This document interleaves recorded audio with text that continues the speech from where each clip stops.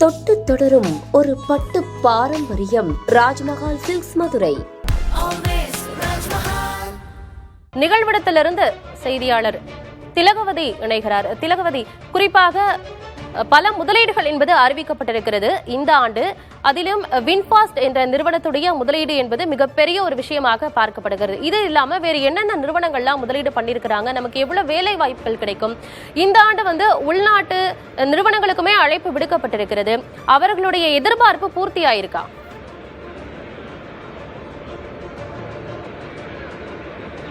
நிச்சயமாக ஆனந்தி, இப்போ வின்ஃபாஸ்ட் கிட்டத்தட்ட 16,000 கோடி ரூபாய் இன்வெஸ்ட் பண்ணிருக்காங்க. வின்ஃபாஸ்ட் மட்டும் இல்லாம டாடா குரூப்ஸ், ஹுண்டை இந்த மாதிரி மிகப்பெரிய கம்பெனிஸ்ல இருந்து இங்க தமிழ்நாட்டில் இருக்கக்கூடிய, உலக அளவில் இருக்கக்கூடிய, தமிழ்நாட்டில இருந்து இந்தியால இருந்து உலக அளவில் இருக்கக்கூடிய நிறைய நிறுவனங்கள் வந்திருக்கிறாங்க.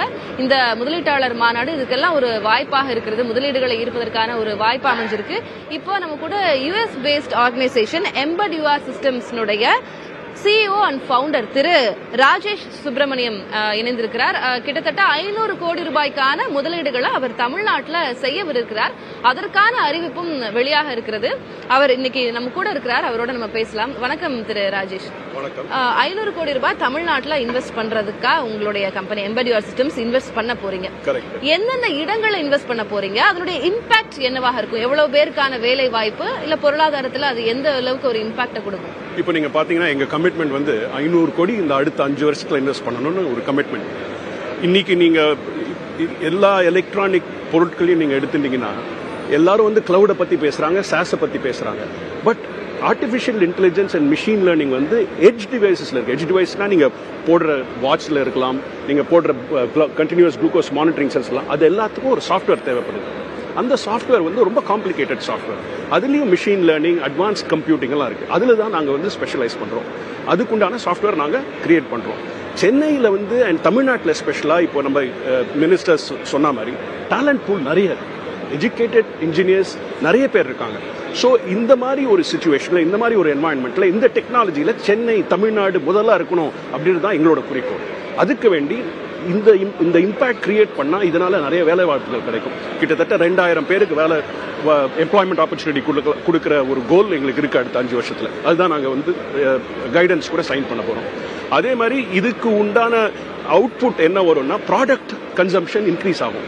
இப்போ நடுத்தர மக்கள்ல இருந்து எல்லாருக்கும் ஒரு ஆப்பர்ச்சுனிட்டி கிடைக்கும் இதை யூஸ் பண்றதுக்கு. ஏன்னா காஸ்ட் கம்மியாகும். இப்போ செமிகண்டக்டர் எம்பெடட் சிஸ்டம்ஸ் இந்த ஃபீல்டை பொறுத்த வரைக்கும் தமிழ்நாடு எந்த அளவுல இருக்கு அப்படின்னு நினைக்கிறீங்க? இங்க எவ்வளவு ஸ்கில்டு லேபர்ஸ் இருக்காங்க? மேன் பவர், ஸ்கில்டான மேன் பவர் எவ்வளவு இருக்காங்கன்னு நினைக்கிறீங்க? இங்க தமிழ்நாட்டில் நீங்க பாத்தீங்கன்னா இருக்கிற காலேஜ், அத்தனை காலேஜ்லயும் அமௌண்ட் ஆஃப் இன்ஜினியர்ஸ் பாத்தீங்கன்னா ஆல்மோஸ்ட் 1,143,000 இன்ஜினியர்ஸ் இன்னைக்கு நம்ம தமிழ்நாட்டில் ஜென்ரேட் பண்ண கிராஜுவேட் ஆகி வராங்க.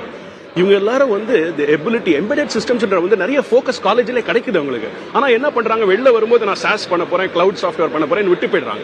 இப்போ எங்களோட நோக்கம் என்னன்னா இந்த இன்ஜினியர்ஸை அந்த டேலண்ட் பூல இன்னும் என்ஹான்ஸ் பண்ணி அவங்களுக்கு நிறைய கத்து கொடுத்து அதை அவங்க செயல்பாடாக்கி அதை ப்ரோக்ராம் பண்ணி மோர் டிவைசஸ்ல சாஃப்ட்வேர் எம்பெட் பண்ற அளவுக்கு ஒரு ஆப்பர்ச்சுனிட்டி தமிழ்நாட்டுக்கு இருக்கு. எங்களோட கோல் தமிழ்நாட்டை ஒரு எம்பெடட் சாஃப்ட்வேர் ஹப் ஆக்கணும்ன்றது தான் எங்களோட பெரிய குறிக்கோள். தமிழ்நாட்டில் அதுக்கான ஃபீஸிபிளான எல்லா சாதகமான அம்சங்கள் இருக்கிறதா நீங்க பார்க்கிறீங்க?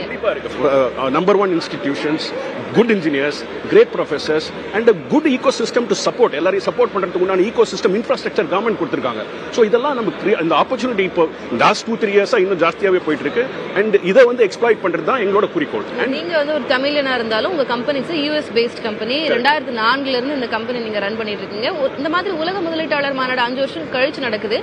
எது போன்ற ஒரு ஆப்பர்ச்சுனிட்டியை கிரியேட் பண்ணது உங்களை மாதிரி இன்வெஸ்டர்ஸ்க்கு? இது இன்னைக்கு ஒரு பெரிய ஒரு ஐ ஓப்பனர். இப்போ நம்மலாம் தமிழ்நாட்டை பத்தி யோசிக்கிறோம், தமிழ்நாட்டை பத்தி பேசுறோம். பட் இன்னைக்கு என்ன நான் பார்த்தேன், அப்பதான் எனக்கு தெரிஞ்சது நம்ம எதுலெல்லாம் முன்னணியா இருக்கும், என்ன மாதிரி டிஃப்ரெண்ட் என்வாயன்மெண்ட்ஸ், டிஃப்ரெண்ட் வெர்டிகல்ஸ்ல தமிழ்நாடு முன்னிலையில் நிற்குதுன்னு.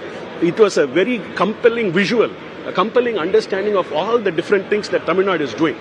ஸோ இப்போ அது என்ன ஒரு ஆப்பர்ச்சுனிட்டி கிரியேட் பண்ணுதுன்னா, இப்போ எங்களை மாதிரி ஆண்டர்பிரினர்ஸ்க்கு நம்ம இதுலயும் இன்வெஸ்ட் பண்ணலாம், டைவர்சிஃபை பண்ணலாம் அப்படின்னு ஒரு எந்தூசியாசம் அண்ட் ஒரு என்ன சொல்றது confidence. So that is what this environment creates. இப்போ மிஷின் லேர்னிங்க்கு மூவ் பண்ணணும் அப்படின்னு நீங்க சொல்றது, இப்போ ஆல்ரெடி சாஸ்ல எல்லாம் நல்லா பண்ணிட்டு இருக்காங்க. சரி, தமிழ்நாட்டுல நிறைய கம்பெனிஸ் மிஷின் லேர்னிங்க்கு மூவ் பண்ணணும்னு சொல்றது, don't you think it is too early? இது ரொம்ப சீக்கிரமா நம்ம அதை யோசிக்கிறோமோ, இல்ல அதை இன்னும் பொறுத்து பண்ணணுமா? இல்ல இப்போ பாத்தீங்கன்னா சில விலையுயர்ந்த பொருட்கள்ல ஏற்கனவே மிஷின் லேர்னிங்லாம் இருக்கு. அது 5 வருஷமா இருக்கு. அது வந்து எல்லாருக்கும் அந்த சிப் ஏன் எல்லாராலையும் அது வாங்க முடியலன்னா சிப்செட் பிரைசஸ் இன்னும் ஹையா இருக்கு. இப்போ chipset prices started coming down. It's affordable. So அதனால லோ காஸ்ட் ஐட்டம்ஸ்லயும் you can embed machine learning. அதனால தான் அந்த வால்யூம் இன்க்ரீஸ் ஆகும்போது amount of impact will also be very big. இப்போ சிம்பிளா நீங்க எடுத்தீங்கன்னா continuous glucose monitoring free style Libre போடுறீங்க. அதை வந்து நீங்க பிளட் குளுக்கோஸ் ரீடிங் வந்து போனை வச்சே நீங்க படிச்சுக்கலாம். அது என்ன பண்ணும், அதுல மிஷின் லேர்னிங் இருந்ததுன்னா அது வந்து ட்ரிகர் பண்ணும், அலார்ம்ஸ் ட்ரிகர் பண்ணும். எப்போ உங்களுக்கு மேல சுகர் மேல போறது, எப்போ கீழே போறது, அதெல்லாம் வந்து ஒரு மிஷின் லேர்னிங் அல்காரிதம்ல போட்டு வச்சாச்சுன்னா then you need it will help you control your disease. Correct. நன்றி திரு ராஜேஷ். இன்னைக்கு எங்களோட வந்து உட்கார்ந்து நிறைய விஷயங்கள் பகிர்ந்து கொண்டீங்க. நாளைக்கு உங்களோட இன்வெஸ்ட்மெண்ட்ஸ் நடக்கும் போது all the very best for you. Thank you sir. Over to you Anandhi.